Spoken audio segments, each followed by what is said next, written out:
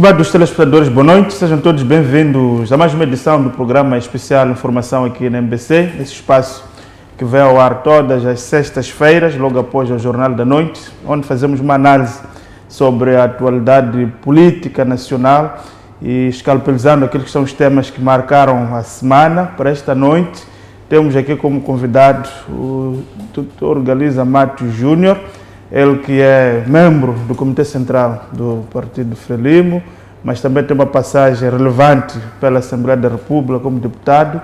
Exerceu também funções ao nível do governo distrital de Vilanculo e é uma pessoa que neste momento está ligada na área de assessoria da bancada parlamentar, né, da Frelimo.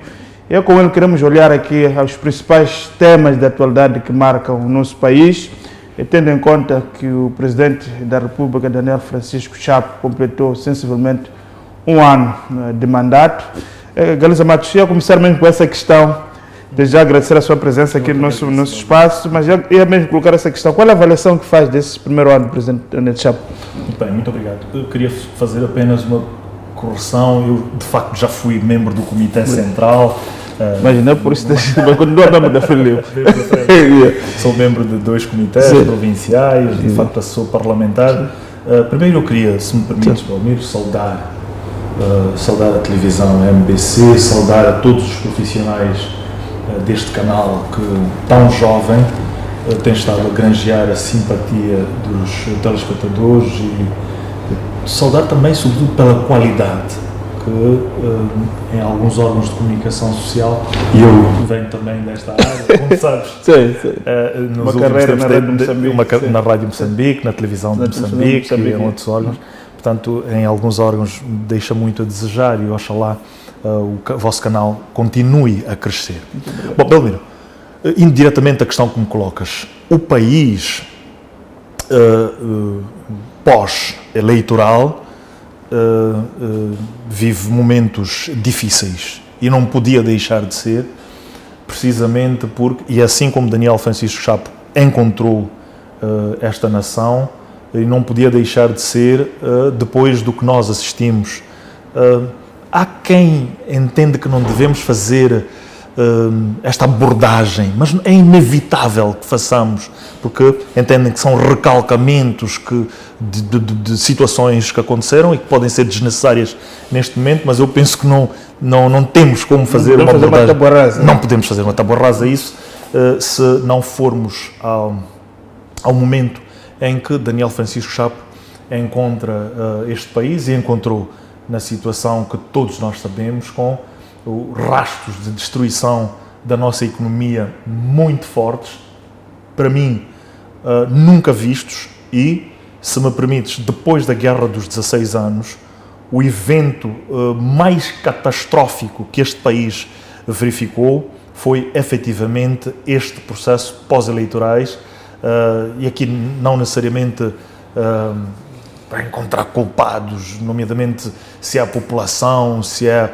o líder do partido Anamola ou quem quer que seja, é um facto aquilo que aconteceu e não podemos deixar de considerar que a situação atual do país é, digamos que, não tão saudável quanto seria se nós não tivéssemos a destruição de bens económicos, de instituições estatais, nomeadamente sedes de localidades, de postos administrativos, sedes de administrações distritais, as quadras de polícia e não só. Ora, como sabe, o nosso Orçamento Geral do Estado já é deficitário.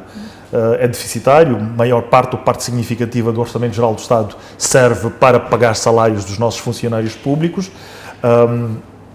Nós temos uma economia que não produz, apesar de termos os recursos que são importantes para a produção e para alavancar a nossa economia, nomeadamente 3 fatores em relação à agricultura, que são a terra, a água e a mão de obra, que é variada, mas sem tanto conhecimento técnico e tecnológico para desenvolvermos a nossa agricultura a níveis como alguns países se encontram, e aqui é preciso dar um salto muito grande. Igualmente, em áreas produtivas, sejam dos recursos minerais, nós temos que fazer um pouco mais. Sua Excelência o Presidente da República tem estado a fazer um enforcing, e vimos isto em relação a Canmar, estamos a ver esta situação da Mosal, e vimos igualmente em relação a esta retoma da Total, melhor dizendo, peço perdão. Há sinais também de que neste 2026 o contrato que existe entre o governo moçambicano e a petrolífera sul-africana Sasol poderá ter outro formato, digamos assim, dado que estamos no fim deste mandato. Houve alguma pressão igualmente a alguns projetos. Há esta situação que nós temos da produção mineira do ouro, que Sua Excelência o Secretário de Estado Silva Livone foi a terreno, tal como foram os dirigentes a nível da província de Manica, para procurar regrar. Portanto, há que se refazer ou fazer com que aqueles... E depois há a questão do turismo, houve o lançamento, portanto, peço perdão, do Mozambique Tourism Summit, dia 20, nesta semana ainda vai acontecer o lançamento da segunda edição do Mozambique Tourism Summit, e é aqui onde o país deve apostar definitivamente. Eu particularmente defendo e defendi que, para além do petróleo e gás, nós deveríamos nos concentrar nos 36 milhões de hectares de terras aráveis e nestes rios todos que vêm para deixar a água ir para o mar, e devemos nos concentrar sobretudo no turismo. 2.700 quilómetros de costa fazem completamente a diferença no nosso país. Eu queria propor igualmente que o vosso canal dedicasse um tempo específico à questão da economia azul. Nós temos uma estratégia de desenvolvimento da economia azul que quer-me parecer que terá sido lançada em 2024, mas os intervenientes não estão a dar conta do recado. Vejo vários países com diversas cimeiras de negócios, diversas cimeiras de defesa, de turismo, tudo baseado numa estratégia de desenvolvimento da economia azul. E nós temos este potencial, 200 milhas da costa, para explorar um pouco de tudo, nomeadamente turismo, defesa, recursos marinhos que estão a ser dilapidados, que o Presidente tem que igualmente pagar esta parte. Portanto, é um país que ele encontrou, indo à tua questão, com todas estas dificuldades, mas que tem um potencial enormíssimo para alavancar. Nós temos uma população muito boa, uma população generosa, uma população que trabalha quando é necessário trabalhar. Só precisamos de entregar as ferramentas apropriadas para que lá onde esta população se encontra possa fazer mais do que é possível fazer. Portanto, é um país que está, tal como disse, na situação difícil. Precisamos de ter em consideração a questão da logística e das estradas. A N1 continua a ser um calcanhar de Aquiles para este e para todos os outros governos, e aqui saudar a decisão tomada pelo Conselho de Ministros em relação a esta questão da linha ferroviária, que tem que ser pensada mais na perspectiva de carga, ou seja, o que é que nós vamos retirar através destas linhas, porque efetivamente apenas se contarmos com passageiros ela vai ser inviável. Cerca de 100 km de linha férrea são uns bons milhões de dólares. Então 2.000 km. 2.000 km vão ser bilhões Agora, de dólares. Galera, está a introduzir uma questão muito interessante. Quando fala de que o Presidente, no fundo está a dizer que o Presidente Chap herdou um fardo difícil. Bastante difícil. Bastante difícil. Agora, a questão é só por causa das manifestações, ou a governação anterior era má também? Não era má. Todas as governações têm os seus desafios.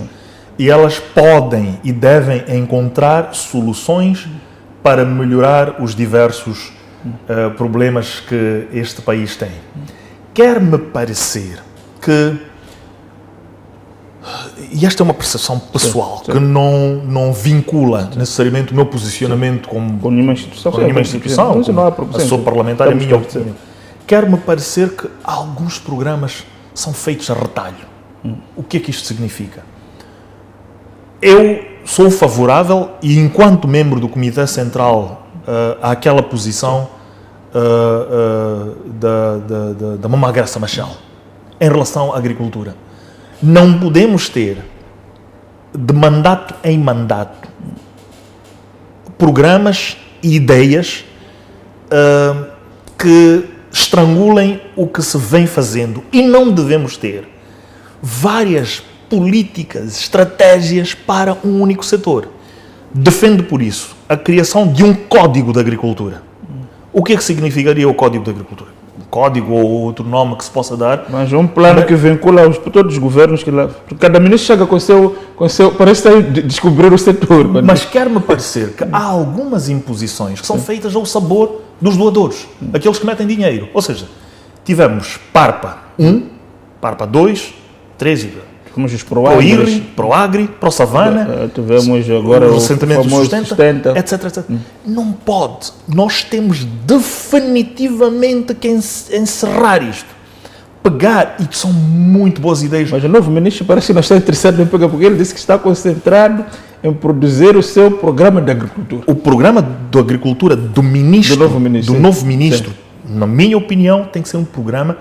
Portanto, é o Partido Frelimo que está a governar. Se fosse algum outro partido que tivesse o seu programa, mas tem que ser um programa consentâneo com tudo o que existe e o que existiu, pegando no que é bom e fazendo com que, doravante, no mel, no café, nas oleaginosas, na produção de carnes vermelhas, ou seja, gado bovino, caprino, etc., nós tenhamos um fio condutor.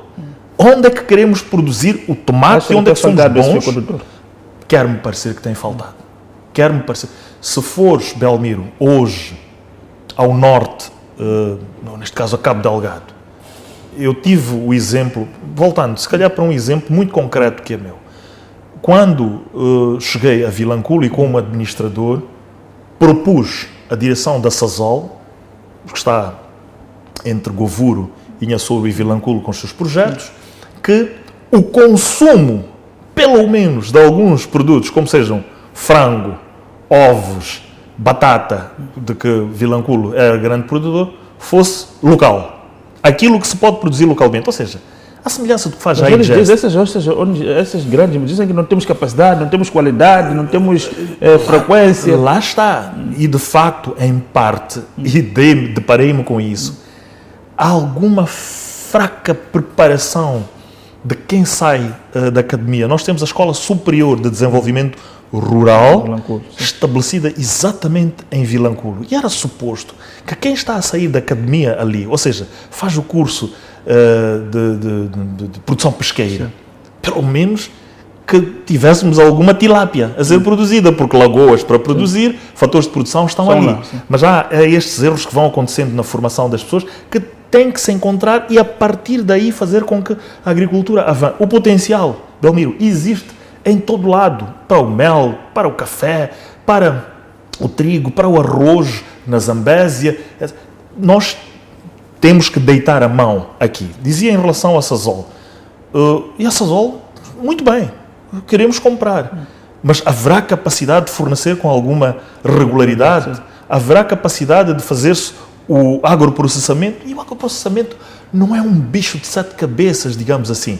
Mas nós encontramos na comunidade, encontramos na academia, encontramos em todos os stakeholders alguma dificuldade de fazer o entrosamento disso. E haverá a mesma dificuldade em relação aos projetos que estão em Palma, em Cabo Delgado, como haverão e houveram em Tete.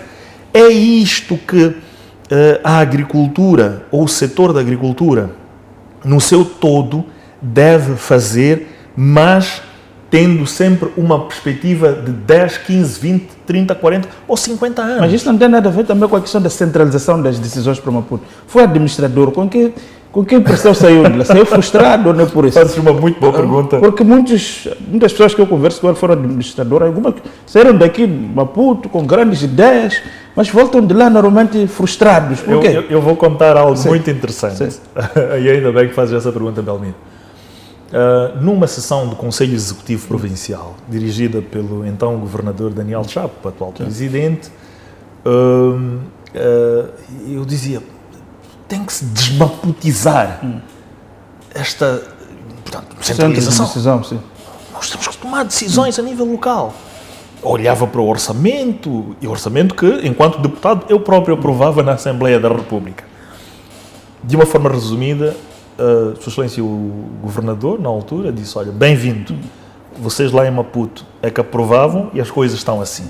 Concordo plenamente que é preciso descentralizar. E, mais, o Comitê Central da Frelimo, órgão de que fiz parte, mas não só, mesmo neste diálogo político em curso e em todas as outras abordagens que nós fazemos, na comunicação social, etc., nós temos que pensar na descentralização efetiva. Processo de que fiz parte, inclusive... Então acha que essa descentralização que começou não foi na hora efetiva? Aquela ainda que foi ensaiada em 2018? Ainda não está. Não é efetiva. Sentiu na pele a força de... Senti. Não tinha poder? O que é que estava acontecendo? Definitivamente não existe. Vou dar um exemplo muito simples. Nós pretendíamos fazer o abate de viaturas. Mais de 20 viaturas. Land Cruiser HZ, algumas das quais com problemas mínimos, que era preciso não fazer o abate, mas tomar uma decisão sobre a reparação. Vamos reparar esta viatura para servir ao chefe da localidade, que precisa da viatura. Mas a viatura pertence ao hospital. Era preciso ter o comando de Maputo para que aquela viatura que vai servir, porque na localidade também temos os centros de saúde, mas o diretor do hospital ou de saúde a nível distrital, tinha que ter o comando de Maputo para tirar uma viatura que vai beneficiar, só para a reparação. Ou então para o abate, uma proposta tem que passar por todos os canais, nomeadamente, ou seja, o chefe do património a nível do distrito, administrador distrital, do administrador distrital para o chefe do gabinete do Excelência Secretário de Estado, desce para o diretor provincial de finanças, do diretor provincial de finanças passa por um processo a nível de património, a nível da província, do património vai à Direção Nacional do Património do Estado e fica lá estagnado. Nós tivemos outro exemplo que foi o Serviço Distrital de Cultura e Turismo, o primeiro que foi criado neste país. Foi criado por uma razão muito simples. Quando o presidente Joaquim Chissano esteve no poder, todos os distritos, independentemente das suas qualidades, capacidades, etc., formatou-se e criou-se o Serviço Distrital de Educação, Juventude e Tecnologia, que integra lá em baixo o desporto, o Serviço Distrital de Atividades Económicas, que tem o turismo, comércio, indústria, etc., florestas, o Serviço Distrital de Saúde, Mulher e Ação Social, que tem as questões de género, crianças e por aí em diante, e o Serviço Distrital de Planeamento e Infraestruturas. Ao chegarmos a Vilanculo, olhámos para o distrito e dissemos, este distrito é a maior porta de entrada dos turistas de todo o mundo. Tem um aeroporto internacional. Como é que nós não estamos a dar ao turismo a propriedade que ele deve ter? Dada a sua centralidade. Exatamente. A diretora, a maior parte dos diretores de atividades económicas deste país são certamente pessoas ligadas à agricultura. Esteve sempre formatado assim. E dissemos que não, é preciso que tenhamos o turismo centrado neste serviço. Era impossível. Porquê? Em 2.200 funcionários, tínhamos apenas uma licenciada de turismo. E a situação acontece até hoje. Num distrito que é a maior porta de entrada de turistas a nível internacional, que já recebeu mais de 70 ou 100 mil turistas no ano. Uma única licenciada em 2.200 funcionários. Ora, decidimos pegar a lei dos órgãos locais do Estado, propusemos a criação de um Serviço Distrital de Cultura e Turismo, porque a lei abre espaço para a criação de 2 serviços alternativos.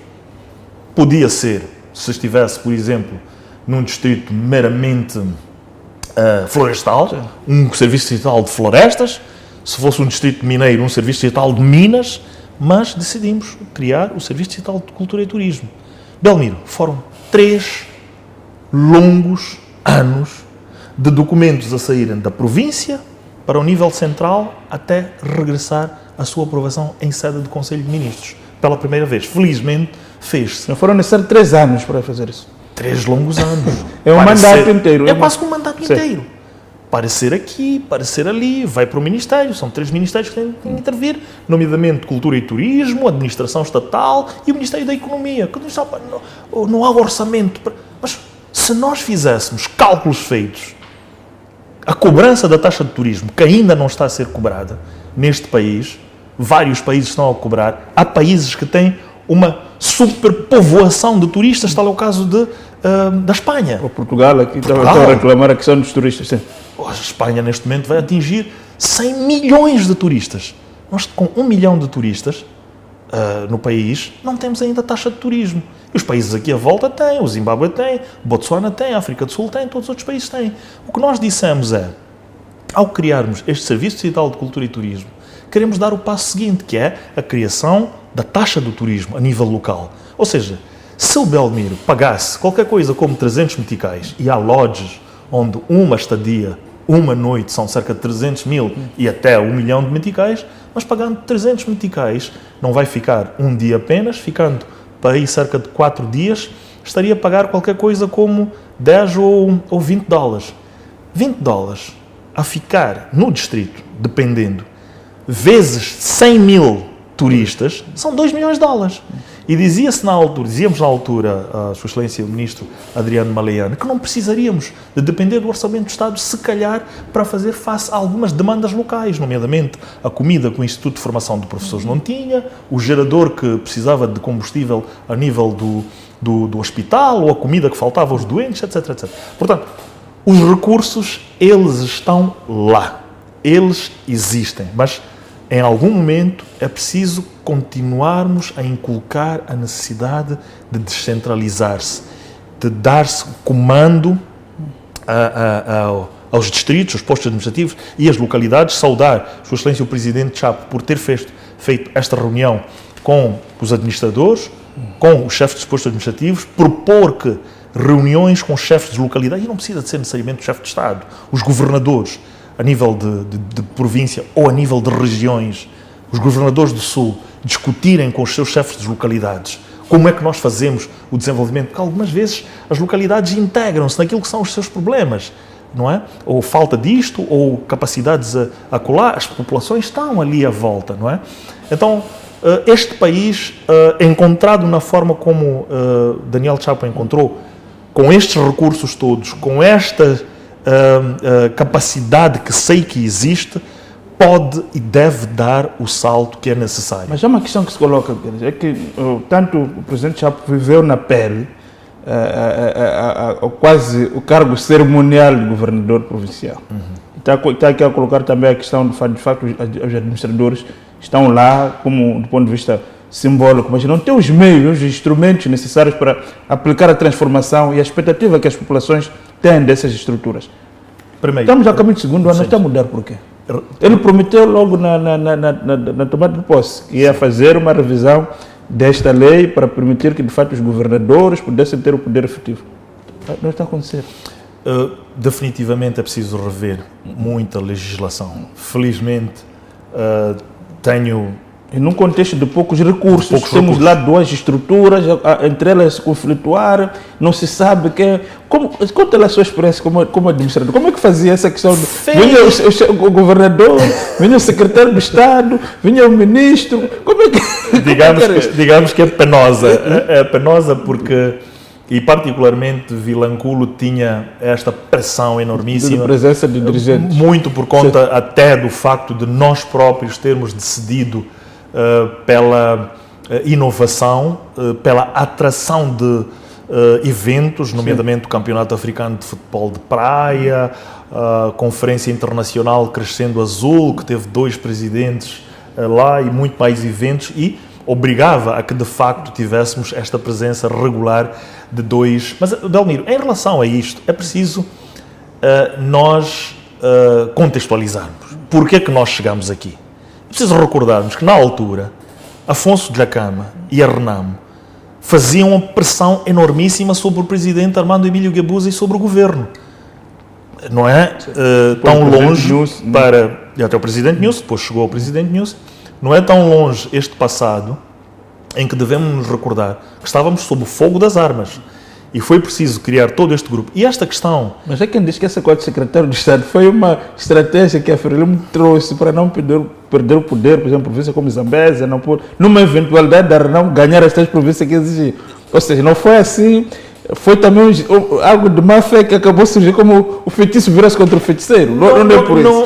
Não sei. Porque agora são entre eles. Como não sei dos detalhes, mas a ter sido isso. Se fosse a Renamo, quem está no poder faz... Procura blindar-se. Obviamente. Portanto, o que é facto, e é aquilo que eu sei pós-acordo assinado com o presidente Armando Emílio Guebuza na presidência da República, é que chegou-se a esta conclusão. Como chegou-se? O que é que aconteceu? Este é um diálogo... Temos que avançar para esse processo de descentralização. Sim. Então, avançando-se para a descentralização, encontrou-se este formato, que já foi discutido no passado, e já foram discutidos vários formatos.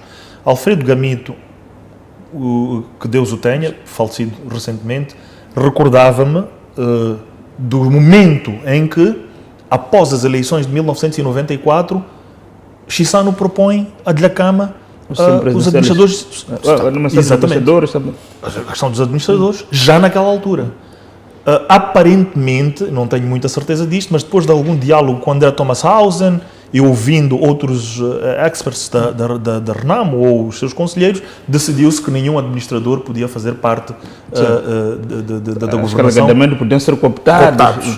Então, fomos experimentando tudo isto. Agora, de facto, indo à questão que colocas, tem sido difícil, em parte, em alguns locais, alguma convivência. Felizmente, em Inhambane não foi, dada a relação muito boa, pelo menos na altura em que Ludmila Maguni e Daniel Chapo estavam lá.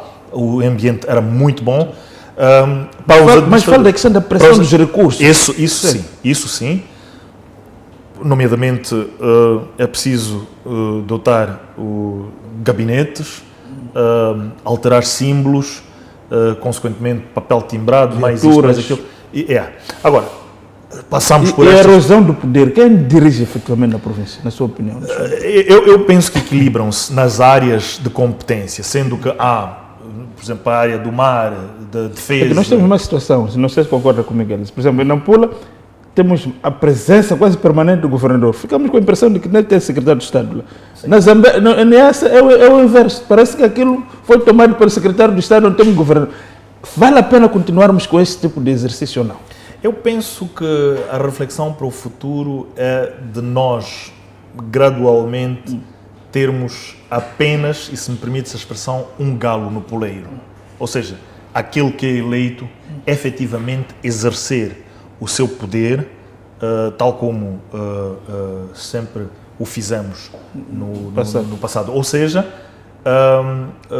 terá que se fazer a revisão da legislação e voltarmos a este formato. Mas é preciso retirarmos as experiências boas que daí adviram, sem deixar de lado. Tem alguma experiência boa que pode destacar desse modelo? Eu não conheço, mas todos que falam estão a reclamar todos. Os fundos, houve uma erosão completa dos fundos, há centros de poder a mais, porque temos um diretor provincial, temos chefe de serviço provincial, temos o chefe de gabinete aqui, o chefe de gabinete acolá. Para um país como este... Isto definitivamente, a máquina do Estado... está obesa. Permita-me. A máquina do Estado está obesa e é preciso que tornemos-la menos pesada, tal como ela está.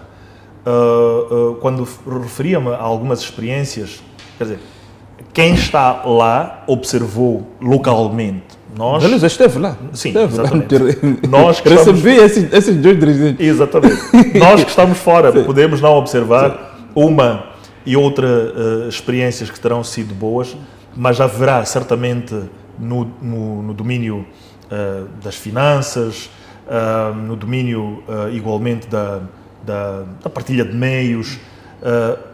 Há algumas locais que não saem aqui para fora, mas definitivamente o caminho tem que ser este para não ter... Tem que haver esta revisão.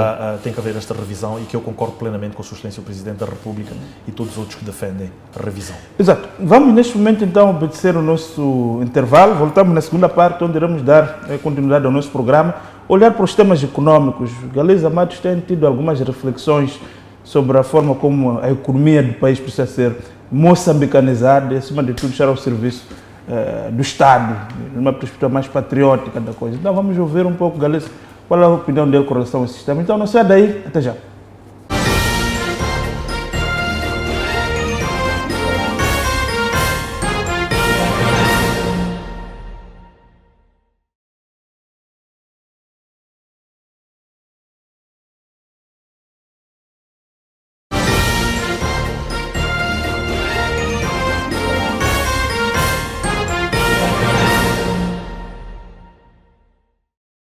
Estamos de volta então para a segunda parte do programa Especial Informação aqui na MBC, nesta noite de sexta-feira. Estamos a olhar aqui para aquilo que são os desafios do país neste primeiro ano de governação do Presidente Chapo e olhar para algumas questões de fundo da governação, a começar mesmo pela própria arquitetura da governação de Moçambique, que começa de facto a ser posta em causa, tendo em conta que vários setores de opinião concordam que esse modelo de bicefalia nas províncias começa a ser de facto inviável e há necessidade de olhar-se para essas reformas. Galice, outra questão que o Galice tem estado nos grupos, na comunicação social, onde tem estado a intervir, com alguma profundidade, digo, essa questão da gestão dos nossos recursos naturais e também os recursos que o país produz. A começar por essa questão que está em voga hoje em dia, que fala-se muito dessa questão da importação do arroz e também do trigo. A perspectiva do Galiza é que, de facto, o Estado tem que centralizar essa atividade, mas há setores de opinião, principalmente ligados à CTA, os setores produtivos que acham que esta decisão não foi o suficientemente estudada, não foi aprofundada, que visa essencialmente criar um novo cartel, não necessariamente resolver o problema dos cartéis. Qual é a sua opinião com relação a essa questão? Bom, muito em particular em relação ao arroz, ao trigo e a outras commodities, como o ouro e os minerais críticos, eu sou favorável até que nós tenhamos uma melhor organização deste país, sou favorável a uma centralização. E já explico em relação a outros, temos estado a discutir esta questão do ouro, tanto dos minerais críticos, mas em relação particularmente ao arroz e ao trigo. Ora, eu acompanhei a entrevista que fizeste ao Salomão Moiana e alinho no mesmo diapasão do Salomão, ou seja, defendo de forma intransigente, até que me digam o contrário, que Gaza tenha um comando claro para a produção de arroz. Defendo... O arroz pode se produzir por decreto? Não, já lá vamos.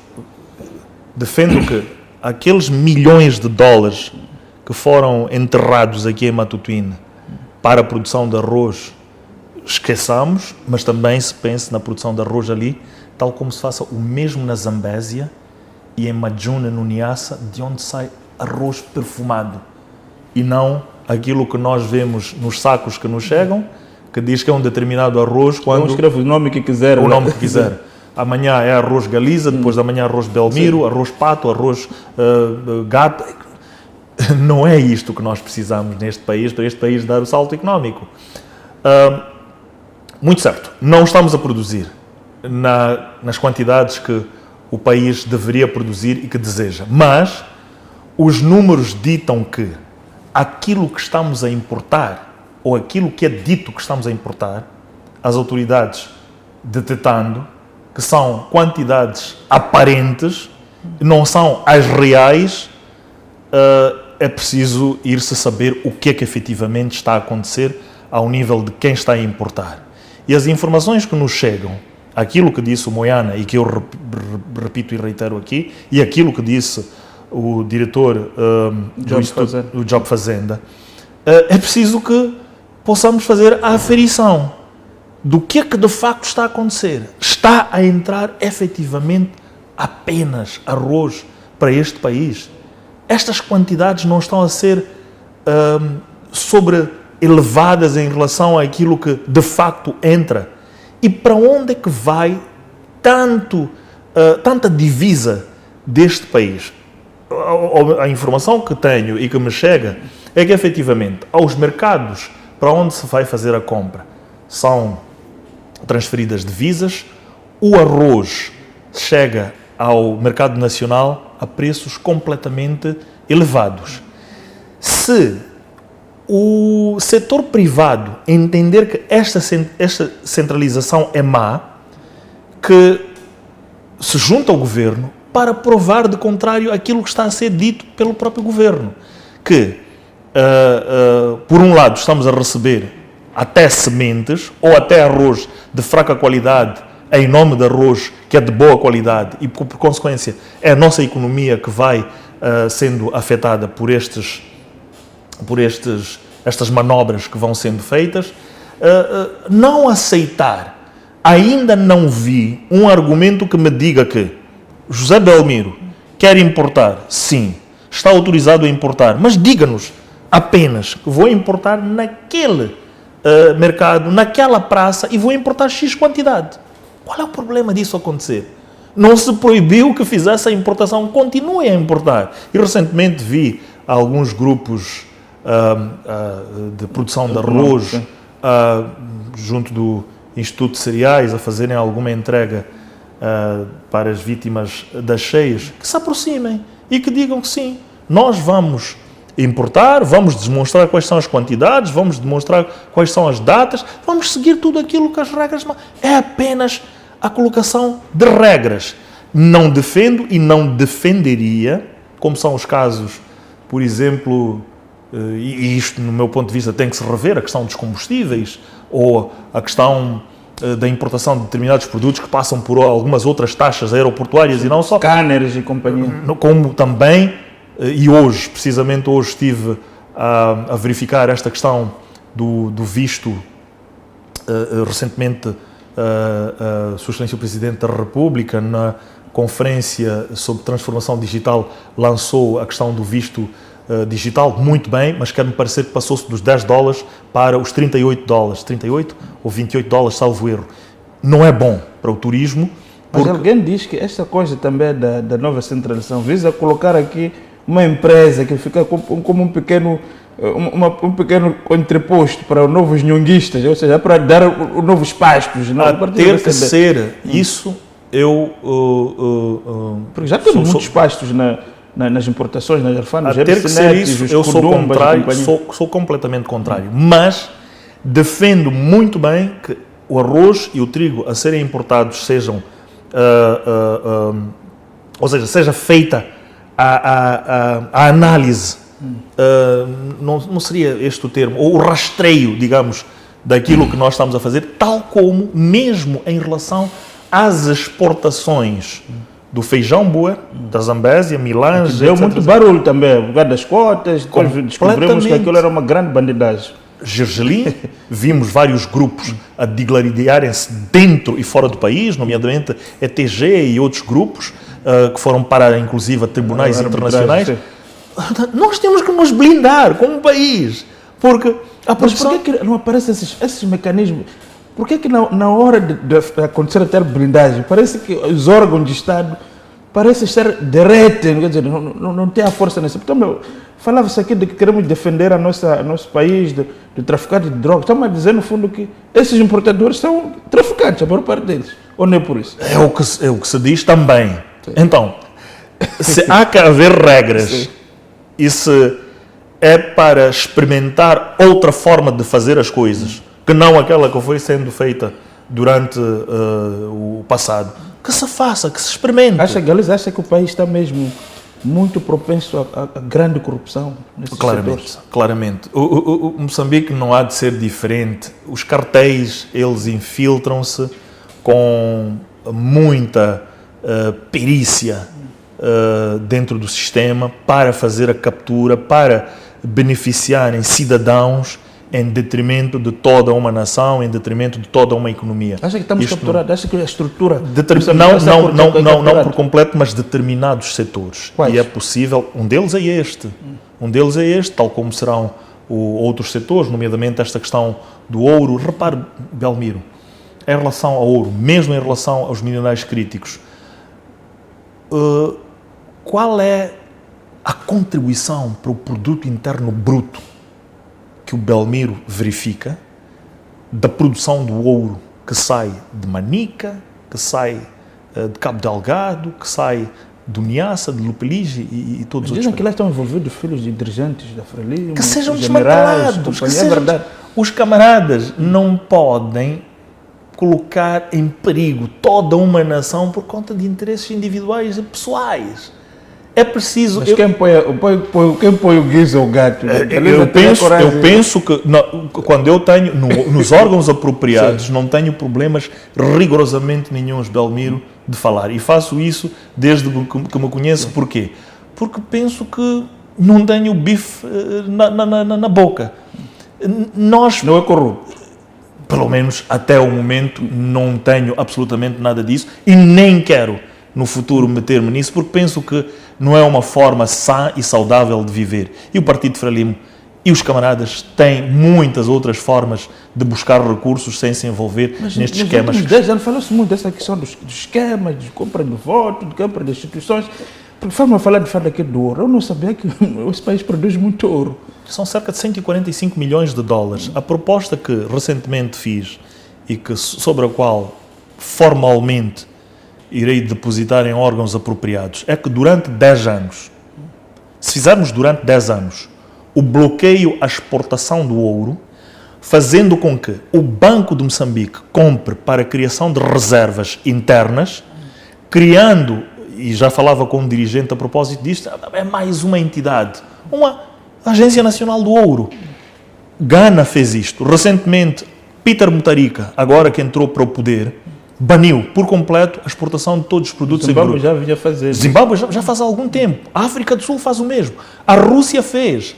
A Alemanha, neste momento, foi buscar o ouro que deixou nos Estados Unidos depois da Guerra Mundial. Não tem medo de mexer no ninho dos marimbondos, dos tais cartéis. Não, atenção. Não é proibir que eles continuem a explorar. Mas que haja um comprador centralizado aqui, que seja o Banco de Moçambique, para estabilizar o Metical, criando reservas, para fazer com que os garimpeiros que estão aqui à volta sejam formados, tenham máquinas, não façam a poluição aos rios, a Chicamba e a todos os outros rios como nós vimos. É possível ordenar este setor do ouro. Em 10 anos, se fazes circular cerca de 145 milhões de dólares, que é ouro que não está refinado, que está a ir para o contrabando, porque se fizeres isso, tens perto de 200 milhões de dólares, tens em 10 anos 2 bilhões de dólares a circular na nossa economia. Só do ouro. Não estamos a falar de areias pesadas que estão a sair ali da Zambésia, Moebase e não só, onde, como sabes,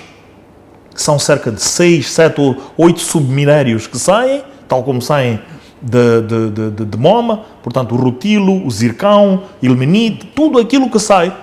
Contabilizamos as areias pesadas como um todo e vende-se a tonelada a $1.000, $2.000, seja o que for. Mas quando podia ser 10 mil... permitiu isso fazer foi o Estado, mas é preciso corrigir. Não há problemas em dizer que cometemos um erro. A Namíbia. A questão da responsabilização, como é que nós... Estamos a falar, por exemplo, de crimes ambientais graves que estavam a acontecer a Manica, lá no Niassa.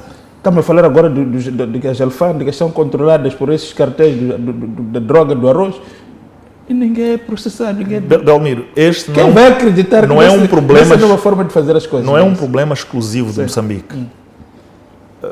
Países francófonos tiveram problemas com a exportação através de cartéis, de café, de cacau e outras commodities. Agora, recentemente, há 10 anos, Etiópia, Guiné Equatorial e outros países estão-se a organizar. Nós não somos um país exclusivo. Eles acreditam mesmo no slogan do presidente de fazer as coisas de forma diferente, para resultados diferentes. Acha que desta vez é de vez? Mas tem que ser a responsabilizar pessoas, inclusive aqueles prevaricadores. Eu sou muito fã de uma abordagem do Helder Joana do simpósio da Frelimo, segundo a qual defendia que é preciso dizer aos marimbondos, como dizes muito bem, daqui para trás vamos amnistiar. Está a propor uma amnistia?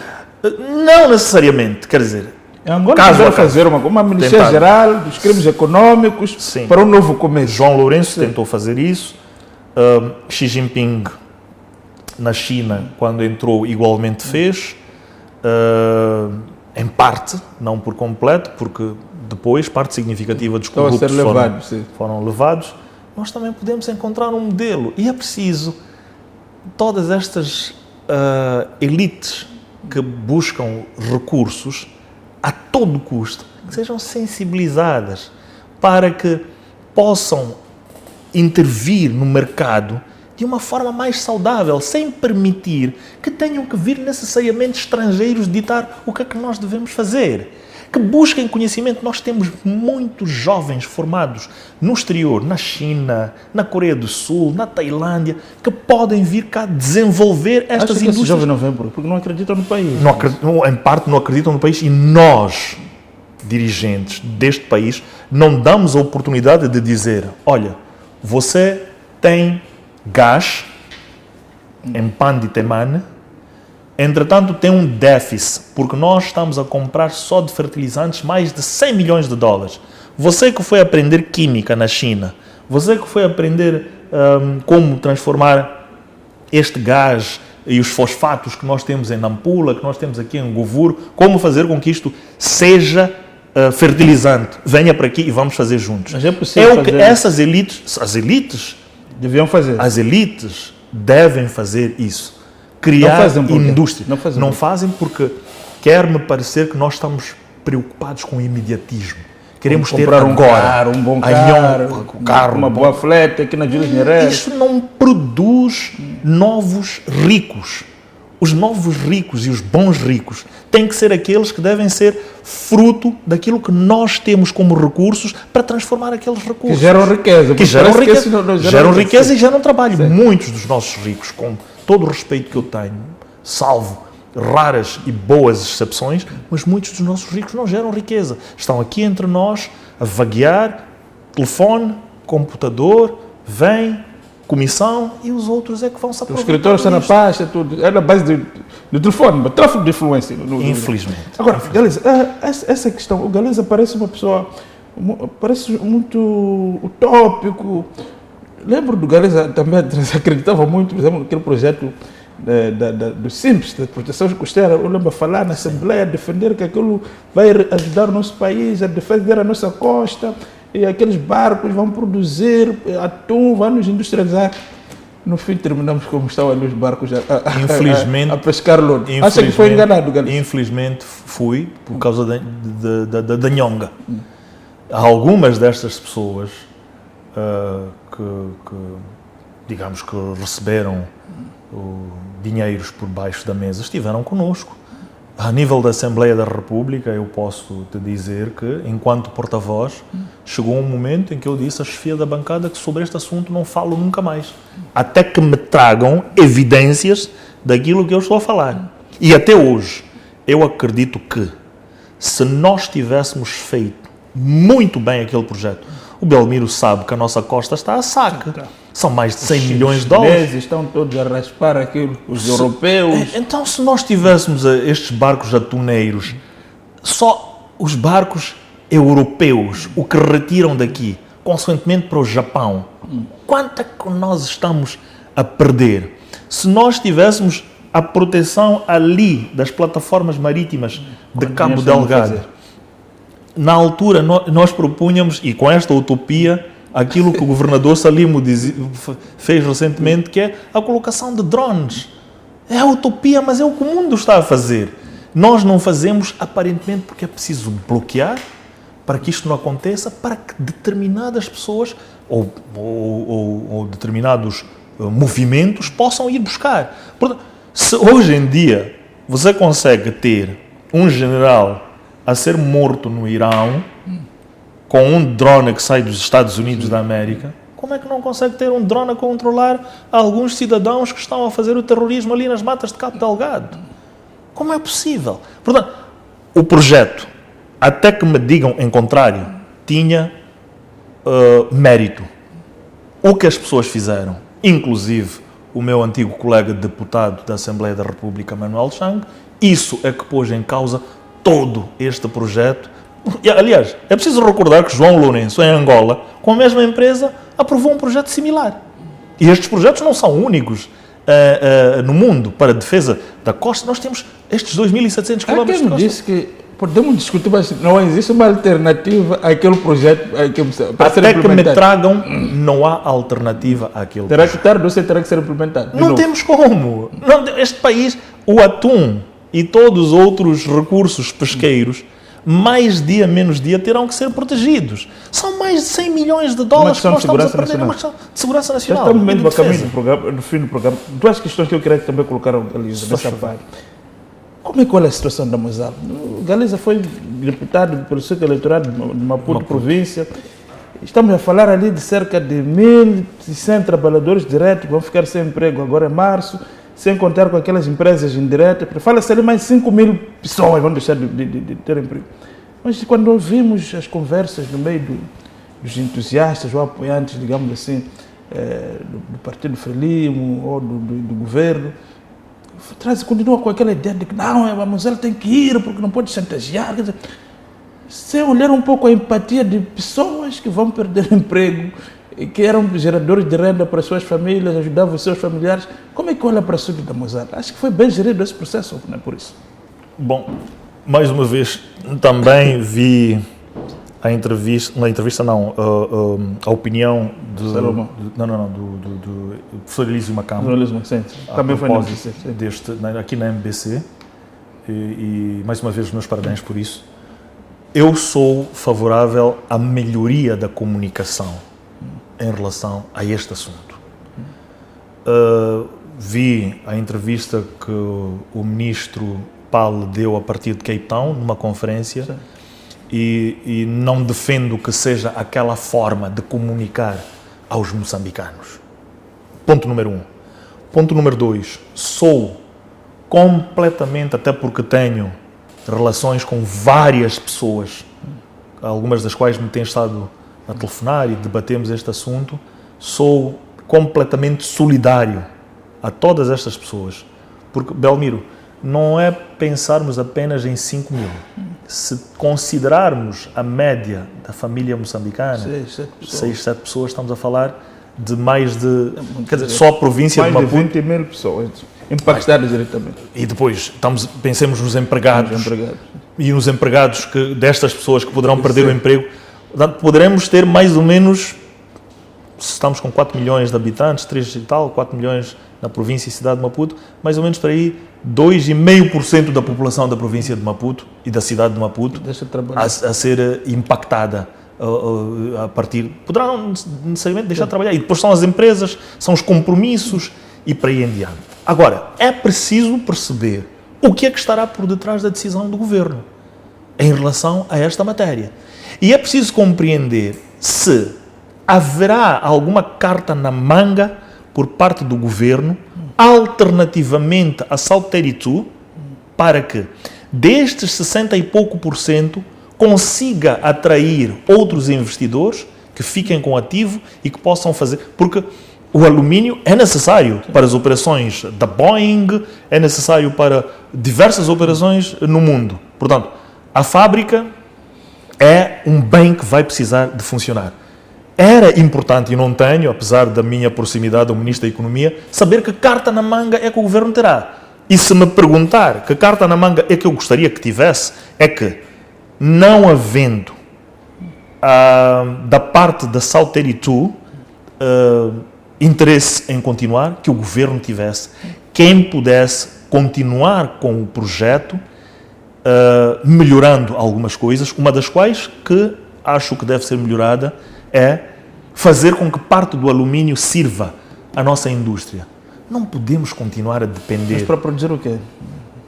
A sua casa tem janelas de alumínio, Belzinho. Aquelas janelas vêm de Portugal ou vêm da China. É de industrialização muito sério. Não se faz em 2, 3 anos. Claro que não. Mas é preciso ir caminhar, mesmo que tenhamos que trazer os chineses. Uma fábrica de jantes, uma fábrica de panelas, qualquer coisa assim. Já tivemos fábricas de panelas neste país. Então, por que não ter muito mais fábricas de panelas e não... Ora, o que eu estou a dizer é que, primeiro, solidarismo com a situação, compreendo, tem que se melhorar a comunicação, o Governo, semanalmente, quinzenalmente, neste processo, deveria dizer aos moçambicanos o que é que está a acontecer para permitir que na praça internacional não houvesse a percepção de que Moçambique é um país de risco, para permitir que não houvesse pânico entre os trabalhadores, para permitir desanuviar o ambiente na sociedade. Portanto, gerir melhor a comunicação em relação a este processo é um ponto. Segundo, solidariedade em relação a estes trabalhadores. Já tivemos a situação dos caminhos de ferro, onde parte da massa laboral foi reorientada, outra foi indemnizada. Quer dizer, como é que nós caso não venha outro player a tomar conta da Sasol, como é que nós estamos preparados para fazer com que não haja uma derrocada de todos estes profissionais que acumularam muita experiência ao longo dos anos a nível desta indústria do alumínio, em diversas operações, desde a smelter, desde o procurement, etc, etc. Como fazer com que haja alguma absorção destes quadros para outras indústrias que possam nascer? Se me perguntar se sou favorável à decisão que o governo tomou, eu fico equilibrado no meio, até que conheça os pergaminhos e os contornos que estão lá dentro, que nem todos nós conhecemos até ao fundo do que está lá dentro. E quero crer que haverá alguma carta na manga por parte do governo. Só para fecharmos mesmo, a área da economia e logística foi identificada pelo presidente como motor da sua governação. A visão que ele traz da independência econômica passa necessariamente por essas áreas. E temos um ministro, por exemplo, da logística, dos transportes, parece estar a mexer muitos dossiês ao mesmo tempo, né? Quer renegociar com a TRAC, quer construir os tais comboios, a linha férrea do comboio, e quer mexer com a LAM. Acha que este ministro é uma pessoa fala muito bem, mas não acha que parece haver aí muita pressa e mexer tudo ao mesmo tempo? Uma vez podemos chegar a uma conclusão de que foi muita proclamação e pouca realização. Bom, eu penso, e felizmente tenho a oportunidade de falar com João Machombe. Nós também falamos com ele. É nosso contemporâneo, não é uma pessoa que... Eu penso que é preciso dar real poder de comunicar às diversas instituições. Como dirigentes, nós podemos comunicar bem, devemos comunicar, isso faz parte da forma como quem está no poder político deve aproximar-se, mas para alguns casos, e tal é o caso das linhas aéreas de Moçambique, acho que a gestão deve ficar concentrada nela, deve haver um porta-voz a nível... algumas vezes vemos o Presidente do Conselho de Administração dos Caminhos de Ferro na qualidade de acionista, ou o Presidente do Conselho de Administração da HCB, cria-se alguma confusão no papel que estes devem ter. Portanto, encontrar um mecanismo de comunicação, não sei se já ouvi o Presidente do Conselho de Administração da EMOSE, mas concentrar a comunicação nestes atores, tornando o papel do Ministério de backup. E em relação aos diversos projetos, eu sou favorável a que os projetos estruturantes de grande magnitude sejam anunciados no momento em que já tenham todo o trabalho devidamente feito, eventualmente até que seja no lançamento da primeira pedra, em jeito de surpresa para os cidadãos, e nunca através de promessas, porque vocês, os jornalistas, também são sempre perspicazes a encontrarem falhas dos políticos em relação ao... Não que seja mau, é bom. Ficou muito célebre o engenheiro José Sócrates, que ele tinha capacidade de anunciar o anúncio. É verdade. Então, vários lançamentos. Sim. Então, é preciso, em relação a determinados dossiers, deixar que eles amadureçam, que eles estejam muito claros, e em relação a outros, permitir que, por exemplo, em relação às estradas, o Diretor Nacional, o ANE, o Fundo de Estradas ou outras instituições relevantes possam se posicionar para que tenhamos o Ministro muito mais concentrado e ocupado com outras questões, porque depois tem que mexer com a comunicação social, tem que estar atrás de dossiers, etc, etc. Portanto, de uma forma muito resumida, alguma reserva, digamos assim, tal como acontece com outros quadros. Quais são as suas ambições políticas?